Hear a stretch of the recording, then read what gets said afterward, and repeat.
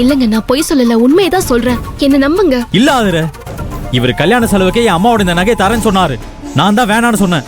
இப்ப இவனுக்கு நகை தூக்கி கொடுக்க நான் விட மாட்டேன். இவன் இந்த நகை எல்லாத்தையும் வித்து நாசமாக்கிடுவான். இல்ல பிரபு, இல்ல. கார்த்திக் ஒன்னும் அநியாயமா செலவு பண்றதுக்காக பணம் கேட்கல.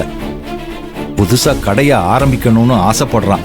தன்னோட எதிர்காலத்தை நல்லபடியா அமைச்சுக்கணும்னு அவன் போராடுறான்.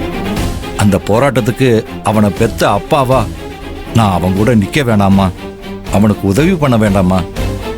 அதனால தான் உங்க அம்மாவோட நகையை நான் எடுத்து கொடுத்துட்டேப்பா. என்னப்பா நீங்க பண்ண தப்ப நியாயப்படுத்துறீங்களா? அம்மாவோட நகைங்க பொண்ணுங்களுக்கு தான் போய் சேரணும். அதனால இந்த நகை எல்லாத்தையும் ரோஹிணிக்கு ரேவதிக்கு தான் கொடுக்கணும். இவனுக்கு இந்த நகையை வாங்க எந்த உரிமையும் கிடையாது. உரிமை மட்டும் இல்ல, இவனுக்கு பொறுப்பும் கிடையாது. இவன் இது வரைக்கும் இந்த வீட்டுக்காக குடும்பத்துக்காக என்ன பண்ணிருக்கான்? இவன் இந்த நகை வித்து தீக்க மாட்டான்னு என்ன நிச்சயம்? ஏங்க, கார்த்தியை நம்புங்க. கார்த்தி ஜெயிச்சு முன்னேறி வருவான். அவனுக்கு ஒரு வாய்ப்பு கொடுங்க. உங்களுக்கு தெரியாம கார்த்திக்கு நகையை கொடுக்க நினைச்சது என்னோட தப்பு தான். அதுக்காக நீங்க என்ன மன்னிச்சிருங்க. அதுக்கு தண்டனை கொடுக்கணும்னா எனக்கு கொடுங்க. உங்க கையில வச்சிருக்கிற உங்க அம்மாவோட நகைய நீங்களே ஆசீர்வாதம் பண்ணி உங்க கையாலேயே கார்த்திக் கிட்ட கொடுங்க. ஆதிர, போது நிறுத்துறியா?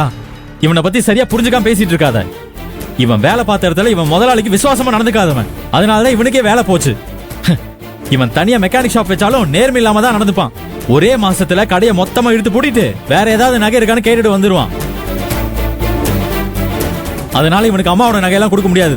இனிமே இது என்னோட பீரோல தான் இருக்கும்.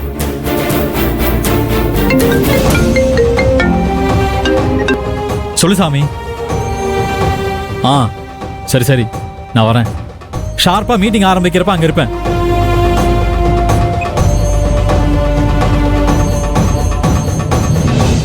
ஆதிர, நான் அர்ஜென்ட்டா போறேன்.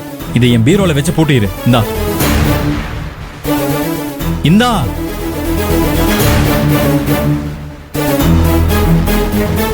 இது நகை மட்டும் இல்ல, நான் உன் மேல வச்சிருக்கிற நம்பிக்கை.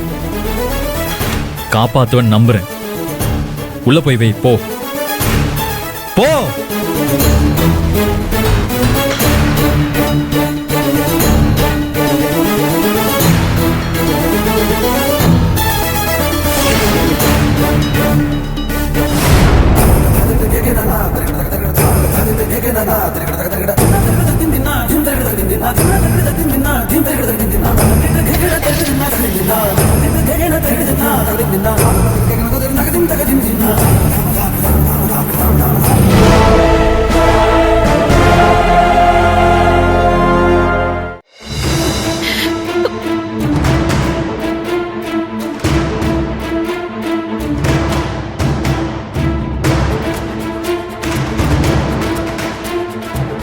கோவப்படாத கார்த்தி, எது நடந்தாலும் நல்லதுக்கு தான் நடக்கும்.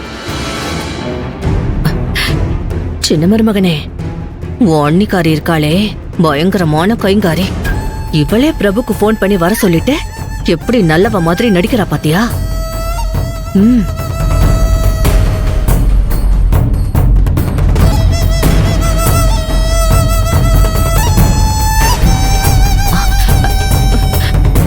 நீ ஒன்னும் கவலைப்படாதப்பா.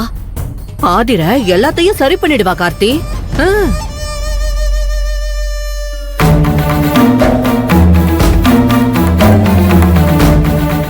ஆமா கார்த்தி, நான் அண்ணன் கிட்ட பேசி புரிய வச்சு அவர் கையாலே நகையை உன்கிட்ட கொடுக்க வைக்கிறேன். போது நிறுத்துறீங்களா?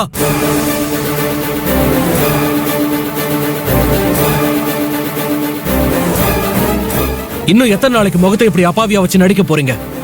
என் அம்மா ஸ்தானத்துல இருந்து என் அம்மாவோட நகை எனக்கு கொடுக்கற மாதிரி கொடுத்துட்டு, அதுக்கு முன்னாடி நைஸா உங்க புருஷனுக்கு போன் பண்ணி வர வச்சுட்டு இப்ப டபுள் கேம் ஆடிட்டு இருக்கீங்களா? டேய், என்னடா பேசுற நீ? அப்பா, நீங்க பேசாம இருங்க. கார்த்தி, நான் உன் அண்ணனுக்கு போன் பண்ணி வர சொல்லல கார்த்தி. ஏன் நீங்க சொல்லாம ஆபீஸ் போனவரு இப்ப எதுக்கு சம்பந்தம் இல்லாம அவசர அவசரமா இங்க வந்தாரு? டேய், அவன் யதார்த்தமா வந்திருப்பான்டா.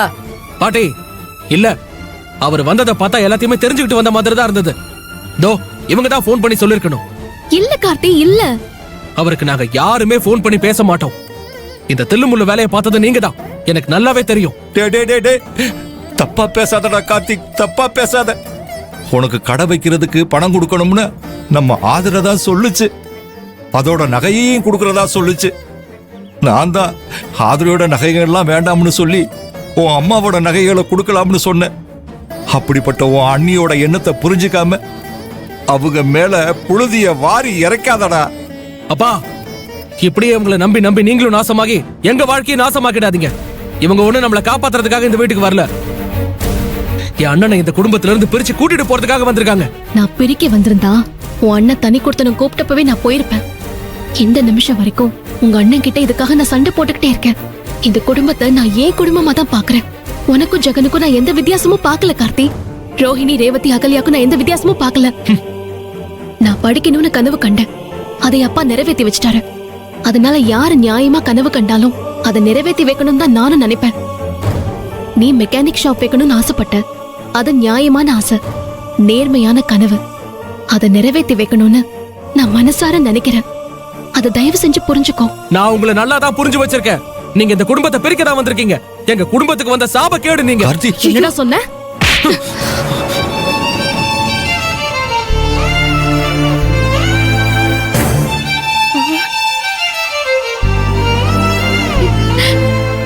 இனி இன்னொரு தடவை இப்படி பேசாத. இந்த குடும்பத்தை பிரிஞ்சு நான் போகணும்னு ஒரு நிலைமை வந்தா என் பொணம் தான் இங்க இருந்து போகும். அம்மா, அது டேய், போடா.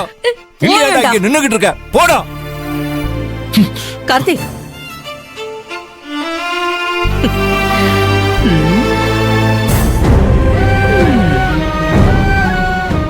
மா சூப்பர்மா, சொல்லி அடிக்கல கில்லிமா நீ.